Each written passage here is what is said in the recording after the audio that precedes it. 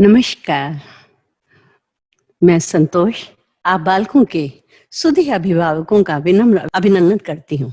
हमारी सोसाइटी भावी पीढ़ी की शिक्षा के लिए जागरूक है। परिवार की इसमें महत्वपूर्ण भूमिका है, यह हम सभी का मानना है। आइए, अभी तक हम 3 दिन से किशोर बच्चों के मानसिक आवेगों का वर्णन कर रहे थे या सीख रहे थे उसके विषय में। हर माता-पिता को ये समझाना कि उनके मानसिक शारीरिक स्थितियाँ तो हैं ही, परंतु उनके जो मानसिक आवेग हैं, उनको भी सुरक्षित रखना बहुत आवश्यक है। सबसे पहले हमने लिया था तनाव। पहला दिन हमारा इस सप्ताह का रहा तनाव। और तनाव, जैसा कि आप सब समझ गए होंगे कि तनाव में क्या होता है कि हम होते हैं, हमारी एक परिस्थिति होती है या हमारा लक्ष्य होता है। लक्ष्य के अनुसार हमारे अंदर का उस लक्ष्य की पूर्ति की इच्छा होती है, परंतु कई बार ऐसा होता है कि वो हमारी क्षमता से अधिक हमारा लक्ष्य होता है।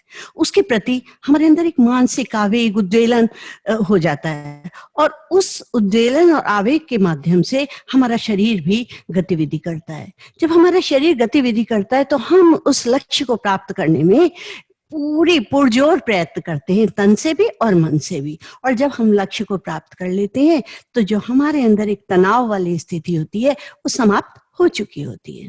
परंतु उसी का थोड़ा सा विकसित रूप है हताशा।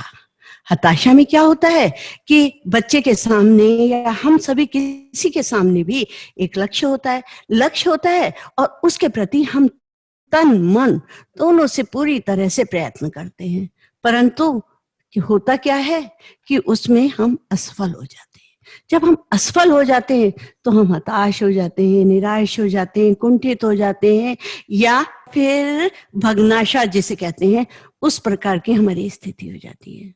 कल जो हमने बताया उसी का एक और मानसिक आवेग है, वो है अंतर्द्वंद। यानी हमारे अंदर स्थित जो द्वंद होता है, एक द्वंद्व तो शारीरिक रूप से होता है कि एक दूसरे से मार रहे हैं, इधर से कर रहे हैं, परंतु एक हमारे अंदर भी एक प्रकार का द्वंद्व छिड़ा होता है, क्योंकि हमारे सामने 2 विरोधी इच्छाएं या 2 परिस्थितियां होती हैं, या 2 लक्ष्य होते हैं, 2 उद्देश्य होते हैं, परंतु उनके प्रति हमें ये होता है हम किसको करें, किसको प्राप्त करें, किसको ना करें। ये भी 4 प्रकार के होते हैं। इस प्रकार के एक में एक सकारात्मक रूप से, पहले में सकारात्मक रूप से, यानी दोनों ही वस्तुएं, दोनों ही उद्देश्य, दोनों ही इच्छाएं, दोनों ही लक्ष्य हमारी अप्रोच में होते हैं। दूसरे वाली स्थिति में दोनों ही पक्ष हमारे अवॉइडेंस होते हैं, हमारे लिए नकारात्मक होते हैं, ना हम इसको प्राप्त कर सकते, ना हम इसको प्राप्त कर सकते। तीसरी वाली स्थिति में क्या होता है कि हमारे सामने एक तो हमारी अप्रोच में है, पर दूसरा हमारी अप्रोच में नहीं है, तो हमारे अंदर द्वंद्व होता है। और एक स्थिति ऐसी आती है कि हमारे सामने 2 अप्रोच वाली उद्देश्य होते हैं और 2 अवॉइड वाले होते हैं। एक हमारे उपागम होता है तो एक परिहार होता है, मतलब एक हमारी पहुंच है और 2 हमारी पहुंच में है और 2 हमारे अवॉइड है। तो उसमें हमें एक दृढ़ निश्चय लेना पड़ता है, दृढ़ निर्णय लेना पड़ता है, तो वही तभी हमारा ये अंतर्द्वंद की समाप्ति होती है। इन सारे आवेगों का सबसे बड़ा, सबसे समझदारी वाला क्या है, एक निर्णय और उसमें संतुलन स्थापित करना। संतुलन से भी एक मनोवैज्ञानिक शब्द आता है, समायोजन, यानी एडजस्टमेंट। अब आप सोचेंगे ये समायोजन है क्या? आज इस बात के लिए क्यों चर्चा की जा रही है समायोजन? अभी कल एक मेरे पास धर्मसुता नवीन जी का एक कमेंट आया था। उन्होंने कहा था, अरे जो है कि हम बच्चों से भी अधिक मानसिक संघर्ष तो, यानी अंतर्द्वंद तो हम माँ बाप के अंदर ज्यादा है। मैं उनकी बात से बिल्कुल एग्री हूँ वास्तव में, कि एक जो माता पिता हैं वो ज्यादा संघर्षशील हैं या अंतर्द्वंद के शिकार हैं, क्योंकि बच्चा तो अपने जीवन के विषय में कुछ जानता ही नहीं, और उत्तरदायित्व किसका है? माता पिता का है। तो माता पिता तो ज्यादा ही मानसिक आवेगों के शिकार होंगे। पर उसके लिए ही अब मैं अपनी बात पर आ जाती हूँ कि आखिर समायोजन क्या है। अगर सीधी सादी बात में अगर हम कहें तो समायोजन समझो, जो मनोवैज्ञानिक ढंग में जो मनोवैज्ञानिक रूप से जो समायोजन है, वो ही जीव विज्ञान में या जैविक विज्ञान में अनुकूलन है। अब शरीर विज्ञान समझ लीजिए, शरीर विज्ञान में जो अनुकूलन है। अब आप सोचिए, हमारे देश में कितनी सारी ऋतुएं हैं। कोई गर्मी आई तो आपने हाफ शर्ट पहननी शुरू कर दी, हल्के फुल्के सूती कपड़ा पहनना शुरू कर दिया, या फिर एसी चला लिया, पंखा चला लिया, या फिर किसी हवादार वृक्ष के नीचे बैठ गए। और तो आपने क्या किया, गर्मी से स्वयं को अनुकूलित कर लिया। बारिश हुई तो बारिश में क्या हुआ कि आपने छाता ले लिया, रेनकोट पहन लिया, और चप्पल, रबड़ वाली चप्पल या रबड़ वाले जूते इस तरह का पहना जिससे कि आपको पानी परेशान ना करे। तो आपने वर्षा से अनुकूलन स्थापित कर लिया। अब आइए जाड़े में तो आपने गरम गरम कपड़े पहनने शुरू कर दिए। गरम कपड़े पहन रहे हैं, स्वेटर भी तरह तरह के डिजाइन वाले स्वेटर बन रहे हैं, तरह तरह की शॉल आ रही हैं, तरह तरह की वो सूट आ रहे हैं। तो उससे आपने क्या किया, जाड़े के साथ अनुकूलन कर लिया। पर आदमी जो है इसका अनुकूलन किसके माध्यम से करता है, अपनी क्षमता के अनुसार, अपनी क्षमताओं और योग्यता के अनुसार। अब आप देखिए, किसान है, बारिश हो रही है तेज, और अगर वो रेन कोट पड़ जाए तो अपने खेतों को किस प्रकार से देखेगा। उसे बुआई भी करनी है, कटाई भी करनी है, निराई भी करनी है। पर बारिश में खैर कटाई तो नहीं होती, तो उसको निराई भी करनी है, सब है। तो क्या वो रेन कोट पहन के तो नहीं कर सकता, और वो छतरी लगाकर भी नहीं कर सकता। तो वो क्या करता है, अपने शरीर की क्षमता को इस तरह से बढ़ाता है कि उसमें संतुलन स्थापित कर लेता है, बारिश में भीगता रहता है और अपना काम करता रहता है। तो ये तो हो गया एक व्यवहारिक रूप से संतुलन। और वही संतुलन देखा जाए तो हमारे मनोवैज्ञानिक, हमारे जो मानसिक आवेग हैं, उनके माध्यम से समायोजन हो जाता है। जब हमारे सामने कोई परिस्थिति आती है, हम बहुत परेशानी होती है, किसी बालक के सामने, किसी माता पिता के सामने, किसी भी व्यक्ति के सामने कोई परिस्थिति आती है, तो वो क्या करता है, उसके माध्यम से उस परिस्थिति से अनुकूलन स्थापित करता है, और उसमें उसके माध्यम से अपनी आवश्यकता की पूर्ति कर लेता है। कि तो अब इसमें 3 चीजें हो गई, व्यक्ति हो गया, आवश्यकता हो गई, और परिस्थिति हो गई। अब कभी अनुकूल परिस्थिति होती है, कभी प्रतिकूल परिस्थिति होती है, परंतु उसमें से भी वो कोई ना कोई एक तरीका निकाल लेता है। तो वही क्या कहलाता है, समायोजन। तो आइए समायोजन के विषय में जानते हैं। समायोजन वो प्रक्रिया है जिसके द्वारा प्राणी अपनी आवश्यकताओं की पूर्ति की प्रभावित करने वाली परिस्थिति संतुलन रखता है, यानी बैलेंस बना करके रखता है आवश्यकता की पूर्ति के लिए वो परिस्थितियों में, और जो प्रभावित करने वाली स्थिति होती है उसमें अनुकूलन बना लेता है। अब समायोजन क्या है, निरंतर चलने वाली प्रक्रिया है जिसके द्वारा व्यक्ति अपने वातावरण के बीच संतुलित संबंध रखने के लिए अपने व्यवहार में परिवर्तित कर लेता है। यानी जब संतुलन होता है, जैसे कि अब बच्चा है या आप, बच्चा फेल होकर आया है, तो आप क्या, आक्रोश तो आपको बहुत आ रहा है, परंतु आप कह रहे हैं नहीं नहीं, एकदम आपका दिमाग ने काम किया, नहीं मुझे इस समय इसको डांटना नहीं चाहिए, दुखी तो ये भी होगा ना। तो आप उससे बहुत प्यार से समझाते हैं, बेटा क्या हुआ था, कैसे, जैसे कि आपको कल मैंने बताया था कि हम लोग विश्लेषण करते हैं, आपस में बैठ के एनालिसिस करते हैं और उसके आधार पर एक निर्णय निकालते हैं। तो उसी तरह, और फिर उसके लिए सहयोगी बन जाते हैं। तो आपने उस समय क्या किया, उसके साथ एक समायोजन किया, उस परिस्थिति के साथ, उस मानसिक आवेग के साथ समायोजन किया। तो समायोजन एक सबसे कहिए कि एक सफलता की सीढ़ी है कि आप समायोजन के माध्यम से अपनी हर परिस्थिति को कर लेते हैं। इसको ही क्या कहते हैं, एडजस्टमेंट। कई बार घरों में भी कहा जाता है, यार घर में लड़ाई हो रही है, झगड़े हो रहे हैं, अरे कोई भी एडजस्ट करने को तैयार नहीं है, अरे काश कि वो है। एक बार मुझे एक किस्सा आता है कि एक लड़की की शादी हुई तो वो पहली बार अपने मैके आई।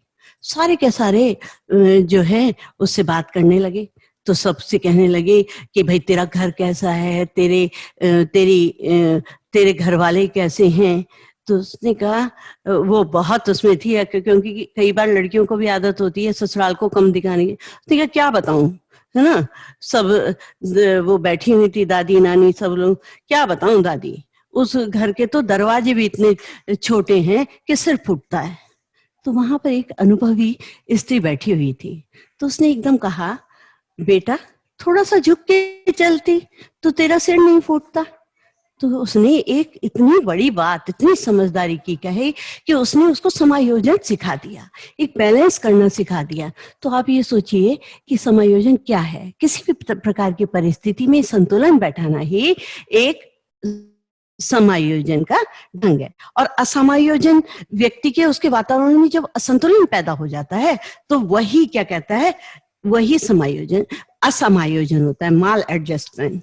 कि उसके अंदर, व्यक्ति के अंदर क्या है, जब वो उसके अंदर संतुलन नहीं बैठा पाता, परिस्थिति, वातावरण और व्यक्ति आपस में जब संतुलन नहीं बैठा पाते तो वही क्या कहलाता है, असमायोजन। और असमायोजन के माध्यम से आदमी हमेशा परेशान रहता है। एक मुझे ये शेर याद आ रहा है, तनावर दरख्तों को आंधी गिराए। तनावर माने तने हुए, दरख्त माने पेड़, तने हुए पेड़ों को आंधी गिराए, मगर दूब झुक झुक के सब झेल जाए। मगर जो दूब है, दूब जैसी घास हो रही है, जैसी आंधी आई वो यूं झुक गई। जब वो इस तरह झुक गई तो आंधी उसके ऊपर से निकल गई। जब आंधी चली गई तो वो फिर से खड़े हो गए। तो क्या हुआ, देखा जाए तो इसने, ये दूब घास ने क्या किया कि उसको, घास ने उसको समायोजित कर लिया, समायोजन कर लिया, यानी उस परिस्थिति से में संतुलन बैठा लिया और वो आगे बढ़ गई। पर वो पेड़ जो था, जो तन करके खड़ा हुआ था, समायोजन करने के लिए तैयार नहीं था, वो धड़ाम से गिर गया और उसके बाद तो उसकी लकड़ी दूसरे ले जाएंगे।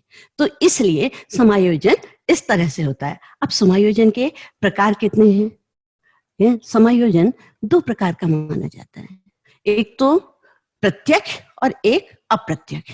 प्रत्यक्ष क्या होता है, जो हमारे अपने लक्ष्यों के चेतना स्तर पर व्यक्ति करता है, कि उसको पता है कि मेरा लक्ष्य है, मैं इसके माध्यम से इसको कर सकता हूँ।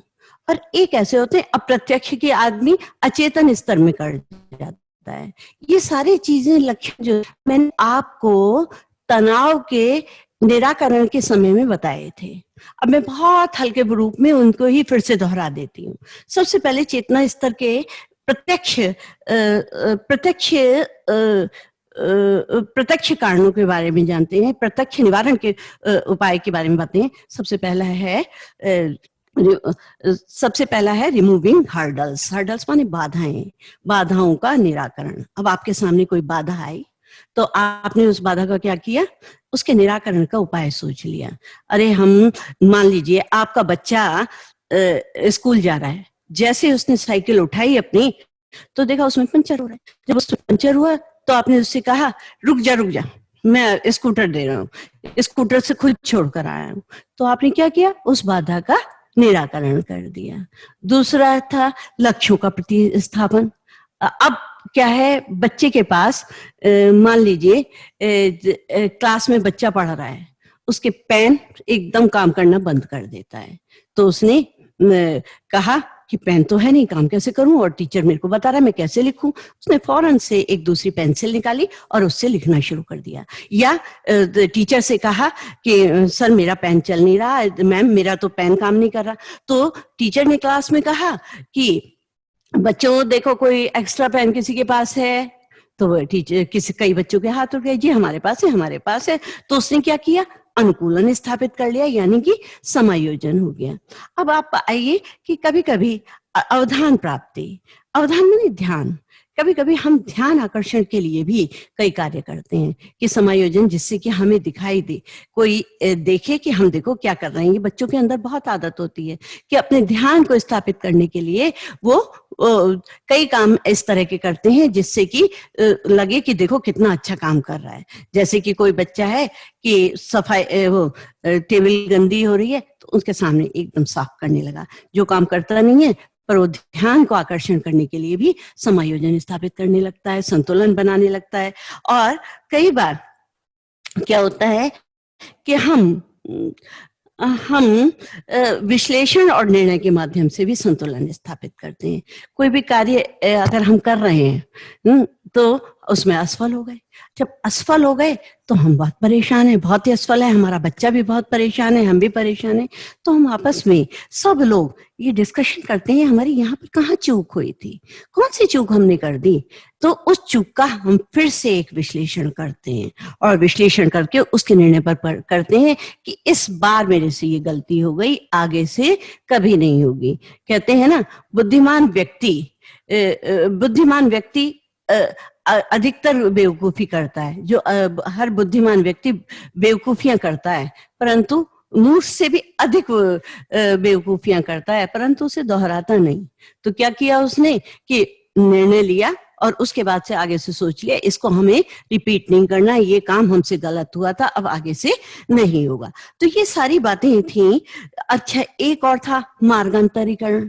कभी कभी किसी चीज से हमारा काम चल रहा है, एकदम हमें ध्यान आया कि इससे तो हमारा काम नहीं हो सकता, तो हम क्या करते हैं, उसका रास्ता ही बदल लेते हैं। मार्ग अंतरीकरण मतलब दूसरे रास्ते से, यानी दूसरे उपायों से हम वो कर लेते हैं। मान लीजिए आप हैं, आपको खाना बनाना है, एकदम आपने देखा सिलेंडर खत्म। अब सिलेंडर खत्म तो अब कैसे होगा, तो आपने स्टोव ढूंढना शुरू करा, स्टोव भी नहीं दिख रहा। एकदम याद आया कि आपने ये देखा, वो हीटर देखा, हीटर भी। फिर आपको याद आया, अरे क्या बनाना है, एक पोहा बनाना है, चलो चावल में सब चीजें डाल करके मैं माइक्रोवेव में ही रख देती हूँ। तो उसमें आप है, ये कोई जरूरी नहीं कि ये मैं सिर्फ एक बात कर रही हूँ कि हम मार्ग को चेंज कर लेते हैं कि आज ये नहीं खा रहे, चलो यही खा लेते हैं। तो इस तरह से ये सब हम समायोजन के प्रत्यक्ष रूप हैं। समायोजन बनाने के, समायोजन को स्थापित करने के ये हमारे हो गए प्रत्यक्ष रूप। अब आगे चलते अप्रत्यक्ष रूप। ये भी मैं आपको बहुत अच्छी तरह से समझा चुकी हूँ। ये है जैसे कि सब्लिमेशन यानी शोधन। शोधन क्या है, अप्रत्यक्ष रूप क्या होते हैं, हमारे अवचेतन स्तर में होते हैं। व्यक्ति को खुद ही नहीं पता चलता कि मैं संतुलन स्थापित कर रहा हूं, तो वो क्या करता है कि अपने आप से ही उस स्थिति में पहुंच जाता है। जब हमारी कोई इच्छा, सामाजिक इच्छा होती है जिसको हम पूरा नहीं कर सकते, तो हम उसके साथ साथ दूसरी इच्छाओं को पूरी करने लगते हैं। कोई है, अगर हम उस इच्छा को पूरी करने लगे तो दूसरा हमें कोई कुछ कहेगा, तो हम उसके की अवस्था को दूसरी तरफ मोड़ लेते हैं। जैसे हम साहित्य में, संगीत में, कला में उसमें निपुण होते चले जाते हैं। इसी तरह से एक है पृथक्करण। पृथक्करण क्या होता है कि कोई बच्चा हमें कुछ कहता है, सुनता है, तो हम उससे अलगाव स्थापित कर लेते हैं, पृथक हो जाते हैं, नहीं भैया इसके साथ हमें रहना नहीं। तो ये भी हमारी एक अचेतन, अवचेतन स्थिति में हमने उसके साथ समायोजन स्थापित कर लिया। अब इसी तरह से क्या है प्रत्यावर्तन। प्रत्यावर्तन आपको बताया था कि क्या है, हम रिग्रेशन में जाते हैं। रिग्रेशन क्या है कि हम पुरानी बातों पर पहुंच जाते हैं। जैसे मैंने आपको एक बच्चे का, छोटे बच्चे का उदाहरण दिया था कि उसका कोई भाई बहन पैदा हुआ तो सबका ध्यान उसकी तरफ गया, तो वो उसी तरह की क्रियाएं करने लगा जो कि वो पहले करता था या उसके भाई को करनी चाहिए अपने माता पिता के प्यार पाने के लिए। और ऐसे ही एक और उदाहरण मेरे दिमाग में आ रहा है कि 3 दोस्त थे, बहुत पुराने, बचपन में साथ साथ खेला करते थे। अब बचपन में साथ खेला करते थे तो 2 दोस्त दोनों बाहर दूसरे शहरों से आए। एक बच्चा वहीं गांव का था, तो वो सब आपस में, दोनों जो दोस्त दूसरे दूसरे शहरों से आए, वो बाद में जाके अलग हो गए। वो किसी और से आ गया, मान लीजिए वो बनारस से आया, वो लखनऊ से आया और अपने गांव में आए। तीनों खड़े हुए बात कर रहे हैं। तो पहले ने कहा, यार मेरा तो उसमें सिलेक्शन हो गया। दूसरे ने कहा, हाँ मैंने भी उसको क्वालिफाई तो कर लिया है, अभी उसका इंटरव्यू बाकी है। तो वो जो गांव का बच्चा है वो कह रहा, अरे मेरे भी 5वीं क्लास में 80% मार्क्स आए थे, 80% लाया था मैं, है? तो अब तू क्या कर रहा है भाई? अब तो मैं ऐसे घूमूं, अब तो कुछ नहीं है। तो क्या हुआ, वो प्रत्यावर्तन की तरफ गया, रिग्रेशन की तरफ गया, पीछे की बातों को वो दोहराने, क्योंकि उसको यहाँ पर समायोजन करना था। उसको ये था कि मैं इनसे कहीं कम ना हूं, तो वो पीछे की बातों को आगे ला रहा है। तो इस तरह से आप, एक चीज है दिवा स्वप्न। दिवा स्वप्न क्या है कि बच्चा शारीरिक रूप से अक्षम है या उस जिस इच्छा को पूर्ति करना चाहता है वो उससे समर्थ नहीं है उसको पूर्ति करने के लिए, तो क्या है, वो डे ड्रीमिंग शुरू कर देगा, पड़ा पड़ा सोचता रहेगा मैं ऐसा कर रहा हूँ, मैं वैसा कर रहा हूँ, एक काल्पनिक लोग बनाने लगता है जिसको फैंटासी भी बोलते हैं। आप कभी भी देखेंगे बच्चा बड़े ऐसी ऐसी बातें करता है, पापा हम उसमें जा रहे हैं, पापा हम ये कर रहे हैं, और देखो अब मैं भी ऐसा करूंगा। तो क्या हो गया, ये डे ड्रीमिंग हो गई, क्योंकि उसे पता है कि ये चीज मेरी पहुंच से बाहर है, पर उसके अंदर की जो इच्छाएं हैं वो तो बढ़ेंगी, तो वो जो है उसकी पूर्ति दिव्या स्वप्न के माध्यम से करता चला जाता है। ऐसे आत्मीकरण, कई बार बच्चा जो है आइडेंटिफिकेशन चाहता है। अब रास्ते में जा रहा है, रास्ते में किसी ने उसको पकड़ लिया क्योंकि वो स्कूटर चलाते हुए गलत स्कूटर चल रहा है, या उसने किसी को ठोकर मार दी। अब ठोकर मार दी तो पुलिस, जो ट्रैफिक पुलिस थी, उसके पास आ गई।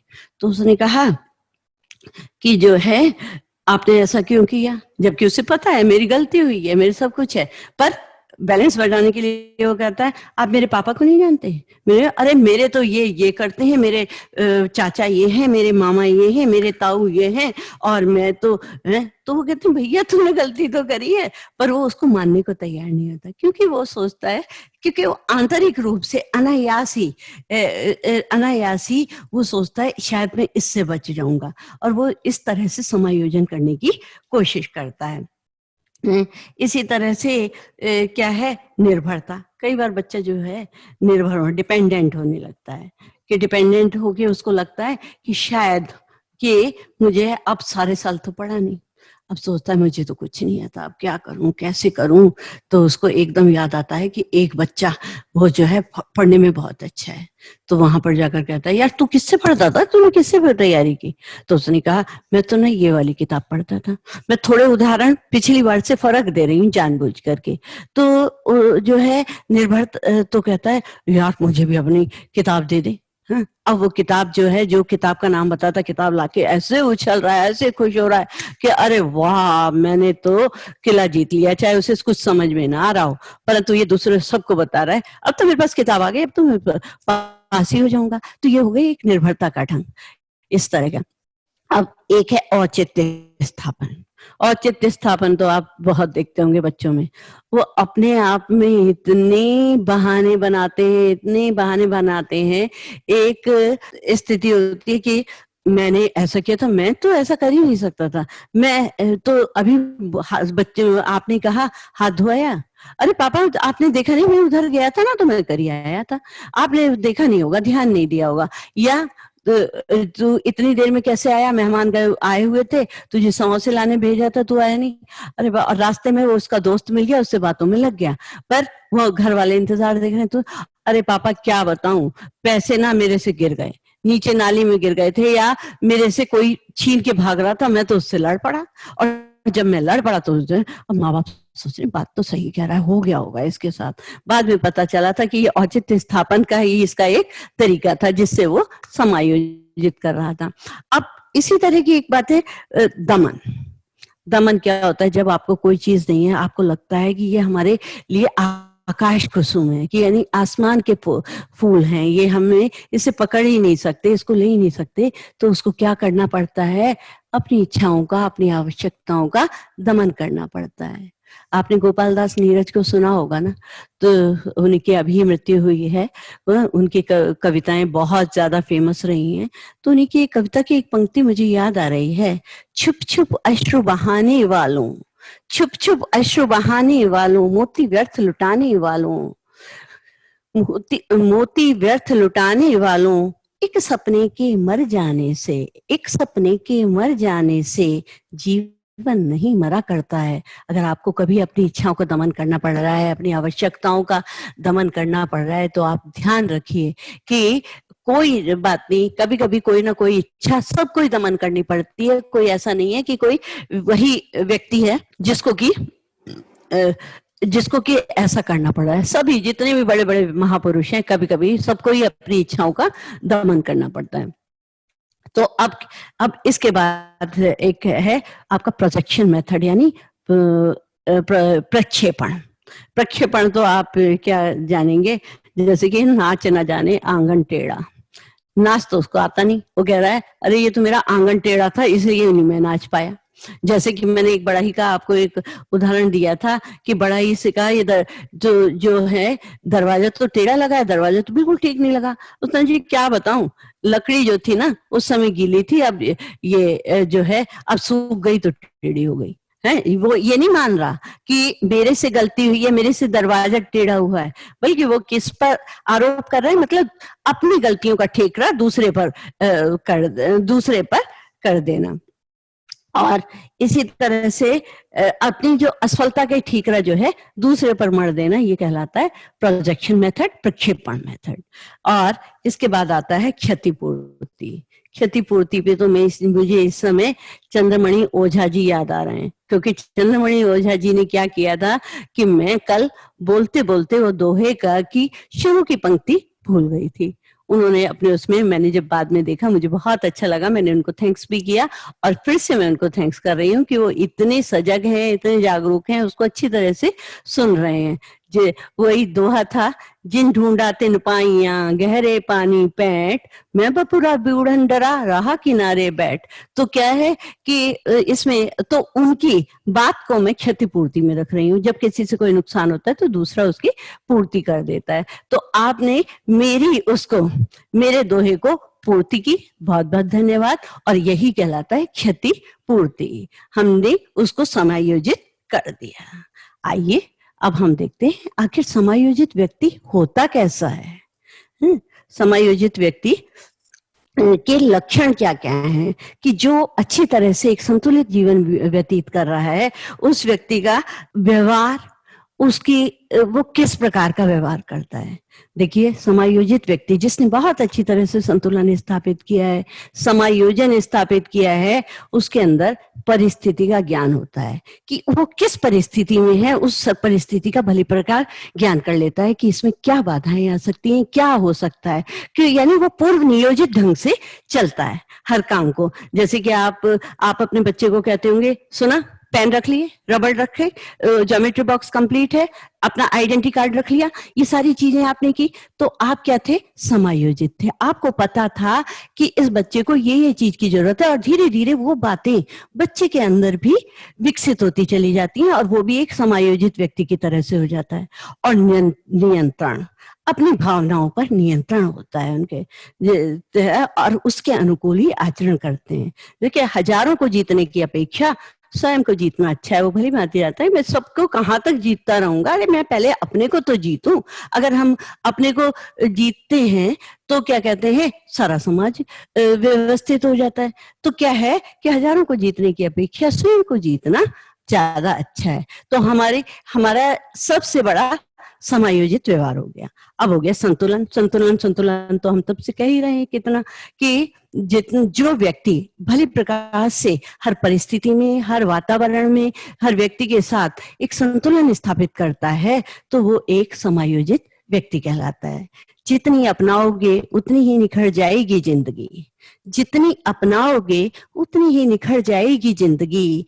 जिंदगी ख्वाब नहीं है कि बिखर जाएगी, एक सपना नहीं है। आप उस जिंदगी को जी करके देखो, जितना उसके अंदर से जो भी तुम्हें स्पेशलिटी या गुण मिल रहे हैं, उस सबको एक्सेप्ट करते चलो।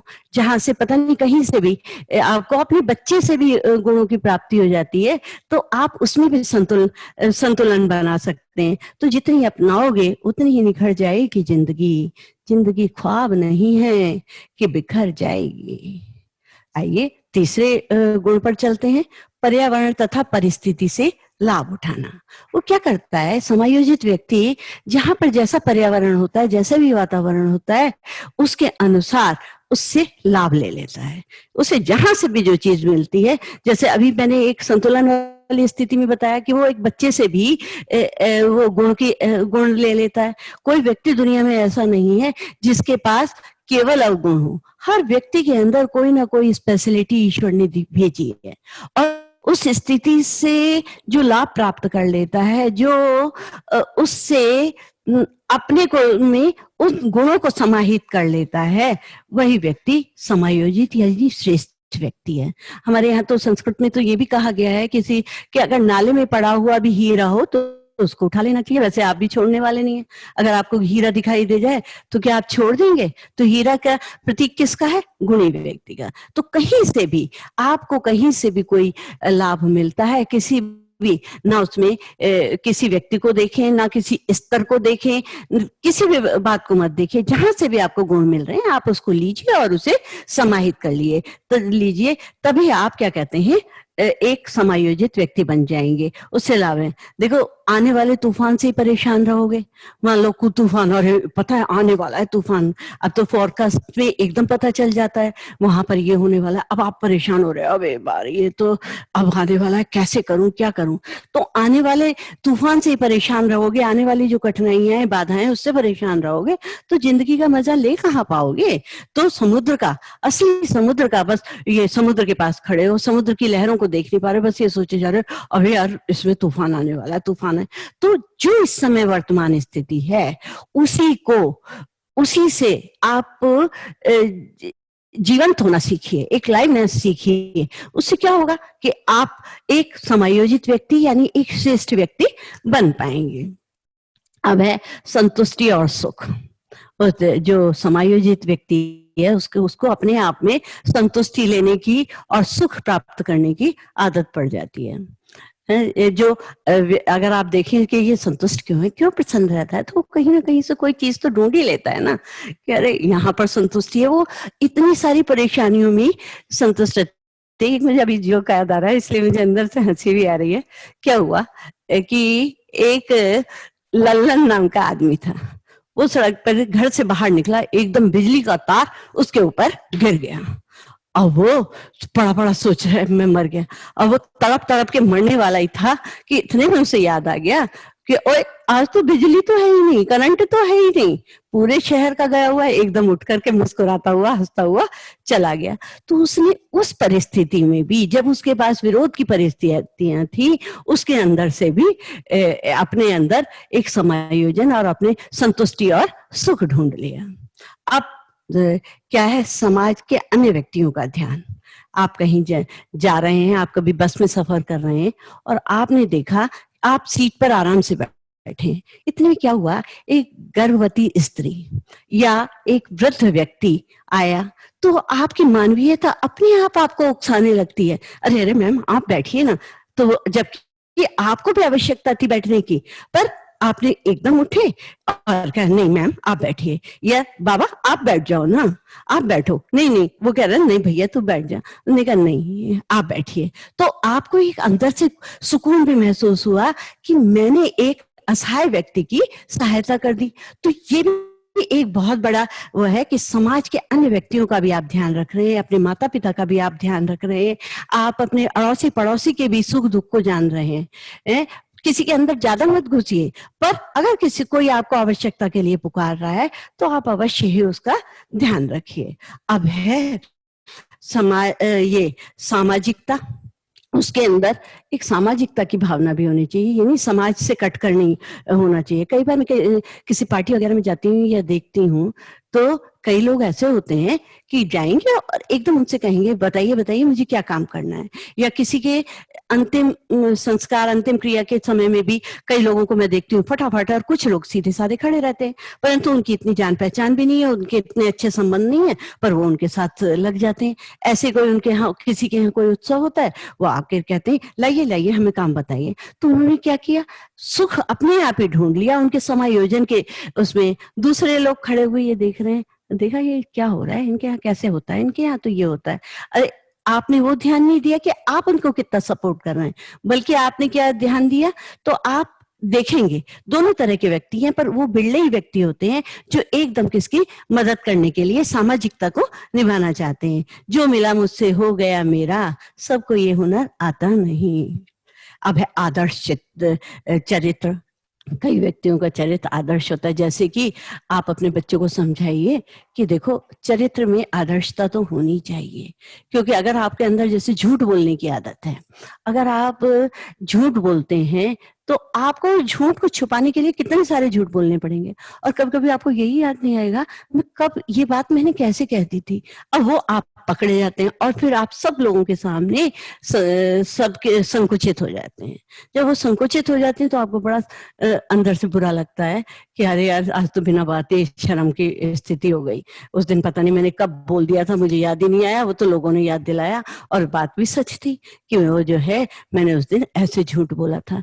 तो झूठ है, और भी कई सारी है, चोरी है, बेईमानी है, कुछ भी है, तो आप पकड़े जाते हैं और आपको शर्मिंदगी का एहसास होता है। अगर आप चरित्रवान हैं, आप अच्छी तरह से अपने चरित्र का निर्वाह कर रहे हैं, आदर्शता का निर्वाह कर रहे हैं, तो आप सीना तान के नजरों को ऊपर करते हुए आगे बढ़ेंगे। पर जिस दिन आपको ये पता चलेगा कि मेरे ऊपर ये आक्षेप लगा या मैंने ये गलती की, तो आपकी नजरें एक, पहले आपने क्षणिक सुख जरूर भोग लिया होगा, पर जीवन पर्यंत उस दुख, ग्लानि के दुख के साथ आपका जीवन चलेगा, और वैसा जीवन तो मृतक के समान है। क्या फायदा उस तरह के जीवन से? इसलिए आप बच्चों में भी, स्वयं में भी एक आदर्श चरित्र की इच्छा जगाएं और उसके अंदर इस आदर्श चरित्र का निर्वाह करने के लिए कहें। संवेगात्मक रूप से अस्थिर, मतलब संवेगात्मक रूप आपका इस तरह का, जरा जरा सी देर में आप क्या कहते हैं, आपको क्रोध आ रहा है। एक संस्कृत में एक वो आती है, क्षणे रुष्टा क्षणे तुष्टा, है ना। जरा सी देर में आप गुस्से में हो गए, जरा सी देर में खुश हो गए। ऐसे आदमी का भी क्या व्यक्तित्व है, जो गंभीरता से किसी की बात को नहीं सुन सकता, किसी बात को समझ नहीं सकता।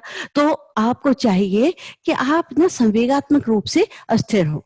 कभी अब क्या होता है कि लोगों को देख करके एकदम ध्यान आता है कि जो है पता नहीं आज कैसे मूड में है। जैसे बॉस के लिए अधिकतर देखा जाता है कि जो है जरा जाके देखना हमारा बॉस जो है ठीक ठाक है कि नहीं, आज गुस्से वुस्से नहीं। नहीं, वो दूसरा कह रहा अबे यार मेरे से तो बहुत प्यार से की थी, मैंने जब गुड मॉर्निंग की बड़े प्यार से गुड मॉर्निंग ली। तो उसने कहा, और किसी दिन वो वहीं से डांटता हुए चला आ रहा है, तो कह रहे अरे यार आज तो लग रहा है साहब बड़े, हमारे बॉस जो हैं बड़े ही गुस्से में आ जाए। तो ये कोई तरीका नहीं है ना।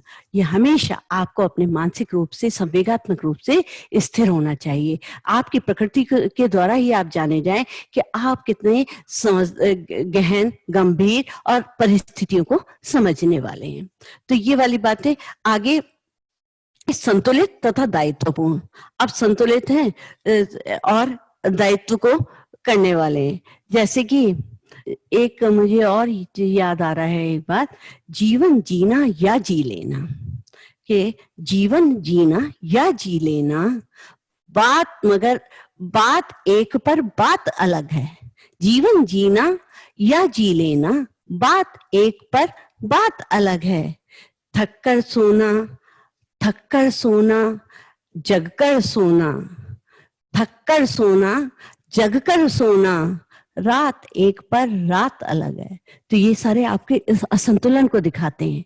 एक व्यक्ति जो है उसी रात को एक अच्छी तरह से जीवन जी रहा है और एक केवल जी रहा है। तो एक के लिए थक करके, खूब परिश्रम करके बहुत अच्छी नींद ले रहा है, और दूसरा व्यक्ति क्या कर रहा है कि उस परिस्थिति को सारी रात जाग करके सो रहा है, क्योंकि वो असमायोजित है, असंतुलित है, उसकी मानसिक स्थिति संतुलन में नहीं है। इसलिए हम उसको कहेंगे कि हमारा व्यक्तित्व, हमारा जो है संतुलन है और दायित्वपूर्ण होना चाहिए। दायित्व तो आप माता पिता हैं ही ऐसे कि दायित्व को अपने बहुत भली प्रकार निभा रहे हैं, इतने भली प्रकार की इसीलिए तो इस सेशन में आए हुए हैं। और मुझे पक्का विश्वास है आप अपने बच्चों को संवेगात्मक रूप से स्थिर करेंगे, उनके व्यवहार को संतुलित बनाएंगे और उनके अंदर दायित्व की भावना भी जगाएंगे, क्योंकि आपके अंदर स्वाभाविक रूप से दायित्व की भावना है। अभी बॉस की बात हो रही थी तो मुझे एक और बात याद आई। एक एम्प्लॉय था, एक एम्प्लॉय था, काम कर रहा था अपना, और काम करते करते उसने फोन उठाया और कैंटीन वाले को फोन किया, अबे छोटू एक कप कॉफी दे जा। उधर से आवाज आई, कौन बोल रहे हैं? कि उसने कहा आप कौन बोल रहे हैं? उसने कहा मैं तो इस कंपनी का बॉस हूँ। उसने कहा ओह, तो आप मुझे जानते हैं क्या? तो उसने कहा नहीं। एकदम उसने फोन को रख दिया और एकदम बोला आज तो बाल बाल बच गए, आज तो बाल बाल बच गए, आज तो शामत आ जाती, आज तो मैं नौकरी से निकाला ही जाता। तो वो स्थिति में क्या हुई, संतुलन की। उसने उस समय उस स्थिति से संभाल लिया अपने को कि अगर वो कहता जी जी गलती हो गई आज तो, जी नहीं मैं तो ये हूँ, जबकि उसने क्या कहा, जब यही मुझे नहीं जानता तो मैं ये जब वो मुझे नहीं जानता तो क्या जरूरत है बताने की कि मैं कौन बोल रहा हूँ। ठीक है, उसने एकदम फोन रख दिया और बॉस का भी इतना ध्यान नहीं आया होगा, उसने कहा होगा कि पता नहीं कहाँ बाहर से आ गया। तो वो भी एक परिस्थिति के अनुसार संतुलन पैदा करना हो गया, एक समायोजन हो गया। अब एक बात और है कि हमें साहसी और समस्या का साहसी भी होना चाहिए और समाधान युक्त भी होना चाहिए।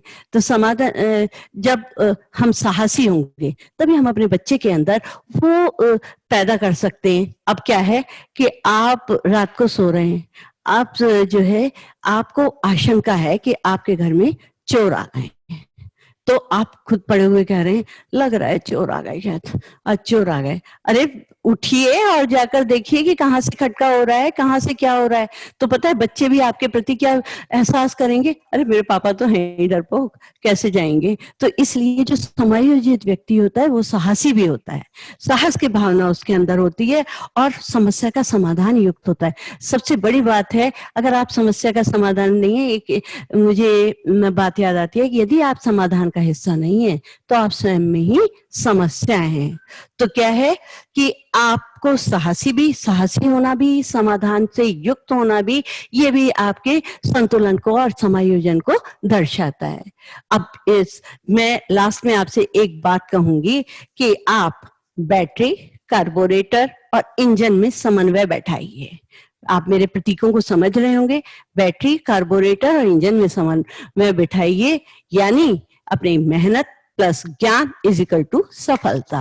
कि आपके पास मेहनत है, आपके पास ज्ञान है और उन सबको मिला करके आपके पास सफलता हासिल है। अब मैं इस बात को अभी यहीं पर अपना विराम देती हूँ, समय भी होता जा रहा है। धन्यवाद। मैं फिर आपसे मिलती हूँ सोमवार को इसी समय पर।